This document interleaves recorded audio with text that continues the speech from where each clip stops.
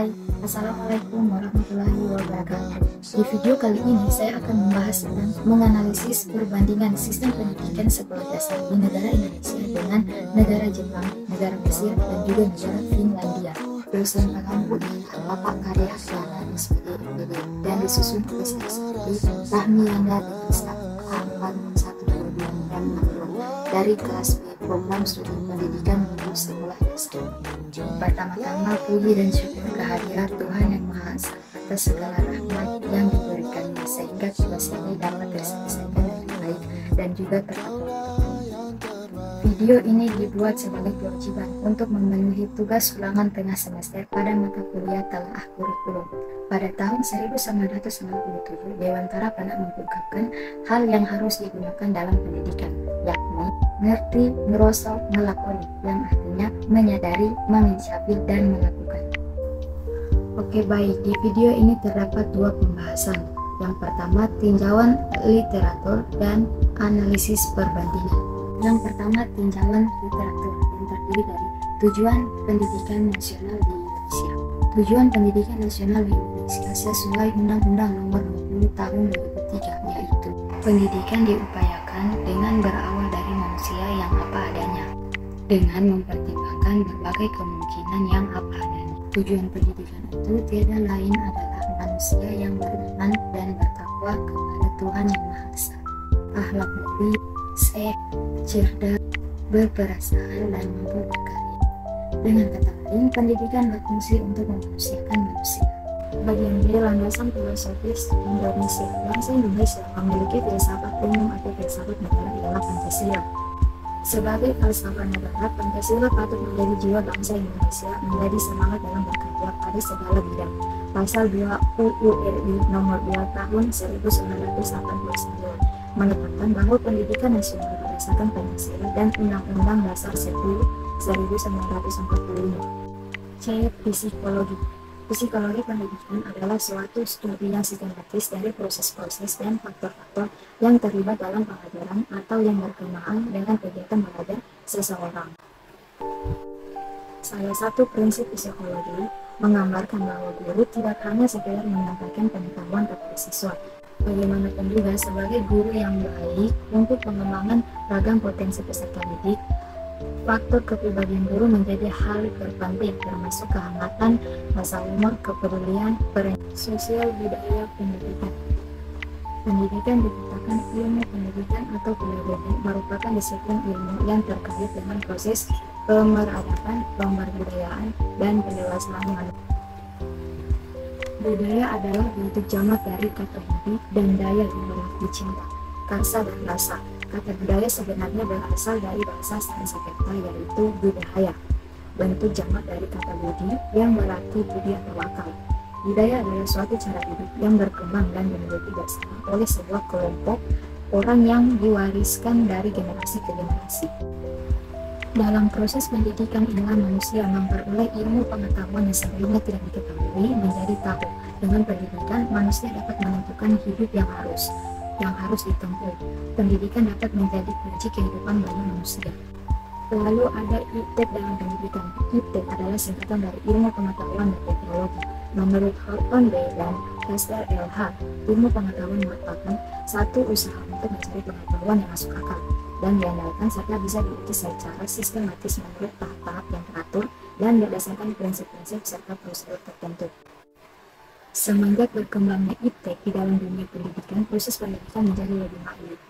Ya, perubahannya itu seperti cara guru mengajar, cara siswa belajar, dan materi pembelajaran yang selalu diperbarui. Biasanya proses pembelajaran cara bertatap muka, namun sekarang pembelajaran dapat dilakukan dengan cara dari rumah. Dan yang terakhir, kurikulum pendidikan Indonesia. Kurikulum dan organisasi pendidikan di sekolah dasar dapat bervariasi berdasarkan negara dan wilayahnya. Namun secara umum berikut adalah informasi umum tentang hal ini. Kurikulum di sekolah dasar biasanya mencakup mata pelajaran inti seperti matematika, bahasa Indonesia, atau bahasa Inggris. Kurikulum dapat disesuaikan dengan kebijakan pemerintah setempat. Lalu struktur organisasi di sekolah dasar biasanya memiliki kepala sekolah, guru-guru yang mengajar berbagai mata pelajaran, dan staf administrasi. Lalu jam belajar, waktu belajar di sekolah dasar juga bervariasi. lalu kegiatan ekstrakurikuler, dan yang terakhir itu evaluasi. Sistem evaluasi dan penilaian juga berbeda-beda. Berbicara tentang sistem pendidikan, Finlandia memiliki kualitas pendidikan yang tinggi dan bahkan terbaik secara internasional. Selain itu, biaya pendidikan di Finlandia terbilang murah dan terjangkau bila dibandingkan dengan Inggris atau Amerika. Negara Finlandia menyiapkan pendidikan bagi penduduknya dan mengetahui bagaimana struktur pendidikan Finlandia serta mengetahui bagaimana guru di Finlandia.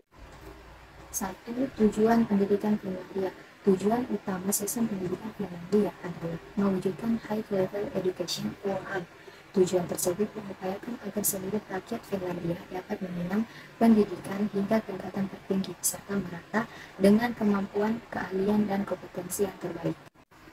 Landasan filosofis Finlandia. Jika dibandingkan dengan Indonesia yang berada pada peringkat paling bawah menurut Prayudi pada tahun 2008. Ini artinya negara Finlandia merupakan negara dengan kualitas pendidikan terbaik di dunia dengan sistem pendidikan yang baik pula.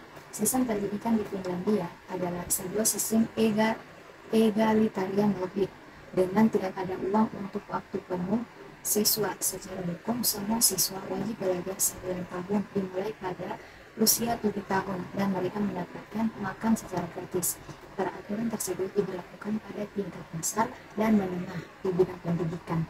Forum Ekonomi Dunia meletakkan kualitas Finlandia pada peringkat pertama dan peringkat kedua dalam matematika dan ilmu pendidikan. Masuk di kurikulum Finlandia. Dalam proses pembelajaran, peserta didik di Finlandia tidak dipaksa pendidik untuk mencapai target tertentu.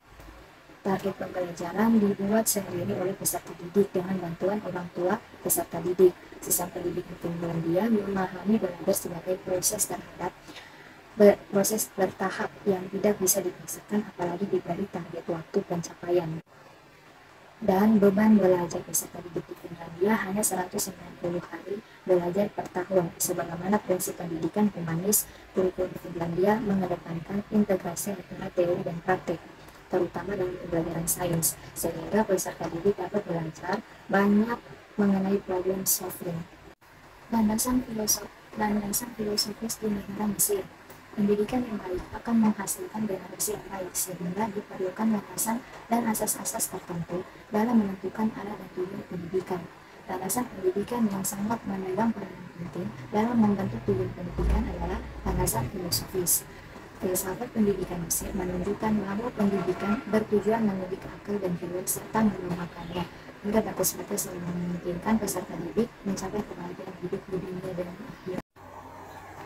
Analisis perbandingan berdasarkan tujuan pendidikan di negara Indonesia. Pendidikan bertujuan agar peserta didik menjadi manusia yang beriman dan bertakwa, berakhlak mulia, sehat, berilmu, cakap, kreatif, mandiri, dan menjadi warga negara yang demokratis dan bertanggung jawab. Di negara Jepang, dalam tujuan umum, pendidikan Jepang mengutamakan perkembangan kepribadian secara utuh, menghargai nilai-nilai individual, dan menanamkan jiwa yang bebas. Dengan mengacu pada tujuan pendidikannya, pendidikan Jepang dapat membangun karakter bangsanya, yaitu kejujuran, kedisiplinan, ketaatan, dan tanggung jawab. Di negara Mesir, yang pertama, untuk mempersiapkan dan mengembangkan kompetensi anak-anak Mesir agar dapat beradaptasi dengan masyarakat. Yang kedua, untuk siswa memiliki kompetensi dasar berupa keterampilan membaca, menulis, berhitung, serta sains, bahasa, dan matematika. Sedangkan di negara Finlandia, berlandaskan pada kesetaraan, kerjasama, tanggung jawab, dan berbudaya, sehingga dapat memberikan hasil yang sangat efektif dalam mengembangkan pendidikan yang baik. Lalu berdasarkan landasan filosofis di negara Indonesia, berlandaskan pada Pancasila sebagai nilai-nilai luhur yang digali dari bangsa Indonesia, yaitu ketuhanan yang Maha Esa, kemanusiaan yang adil dan beradab, persatuan Indonesia, kerakyatan yang dipimpin oleh hikmat, kebijaksanaan dalam permusyawaratan perwakilan, dan keadilan sosial bagi seluruh rakyat Indonesia. Negara Jepang, filsafat pendidikan Jepang dipengaruhi ajaran Konfusianisme dan berbasis pada nilai-nilai yang luas dan kekal dan menanamkannya secara dalam dan kokoh yang dilestarikan dalam pendidikan. Di negara Mesir, pengembangan sistem pendidikan ditujukan tercapainya kebahagiaan dunia dan akhirat. Sedangkan di Finlandia, menggunakan filsafat pendidikan yang menyatakan setiap orang memiliki sesuatu untuk disumbangkan dan mereka mengalami kesulitan di mata pelajaran tertentu semestinya tidak ditinggalkan. Berdasarkan psikologi, di negara Indonesia menekankan pemahaman tentang perbedaan individu dalam inteligensi, perkembangan kognitif, afektif, motivasi, dan regulasi diri. Di negara Jepang, sistem pendidikan Jepang cenderung menekankan pengembangan karakter dan kepribadian siswa selain aspek akademis. Penekanan pada kedisiplinan, tanggung jawab, dan kerjasama membantu membentuk perkembangan sosial dan moral siswa. Di negara Mesir, memiliki warisan budaya yang kaya dan nilai-nilai tradisional yang dapat mempengaruhi pemahaman tentang perkembangan anak. Faktor keagamaan dan budaya mungkin memiliki dampak signifikan. Sedangkan di negara Finlandia sendiri memiliki pendekatan pendidikan yang sangat berfokus pada kebahagiaan dan perkembangan menyeluruh anak. Mereka cenderung menekankan pemahaman konsep daripada penghafalan dan memberikan kebebasan lebih besar untuk eksplorasi kreatif. Berdasarkan sosial budaya pendidikan di negara Indonesia, pendidikan di Indonesia didasarkan pada nilai gotong royong, rasa hormat terhadap orang tua dan guru, keragaman etnis, agama, bahasa, adat istiadat, upacara adat, dan perbedaan antara desa dan kota. Di negara Jepang, sistem pendidikan di Jepang menempatkan vokasi tinggi pada disiplin, kerja keras, dan kepatuhan. Di negara Mesir, bahasa Arab adalah bahasa resmi dari utama di Mesir, mencerminkan warisan budaya dan sejarah Arab serta nilotik identitas budaya Mesir juga sangat terkait dengan sejarah kekaisaran dan peradaban kuno. Di negara Finlandia, masyarakat Finlandia sangat menghargai pendidikan. Hal ini dapat dilihat terutama dari penghargaan masyarakat terhadap profesi guru. Suasana kekeluargaan yang akrab antara orang tua murid dengan guru sangat terasa di dalam rumah-rumah warga Finlandia. Berdasarkan iptek dalam pendidikan di negara Indonesia, mengandalkan nilai gotong royong, rasa hormat, dan keberagaman sebagai dasar pendidikan. Di negara Jepang, dikenal memiliki akses yang baik terhadap teknologi dan penggunaan perangkat digital dalam pembelajaran semakin berkembang. Guru di Jepang mungkin menggunakan perangkat lunak dan perangkat keras terkini dalam mendukung pembelajaran. Di negara Mesir, teknologi dalam pembelajaran mungkin terus berkembang di Mesir, meskipun mungkin ada variasi antara wilayah urban dan pedesaan. Upaya untuk memanfaatkan teknologi dalam pendidikan dapat menjadi bagian dari inisiatif nasional.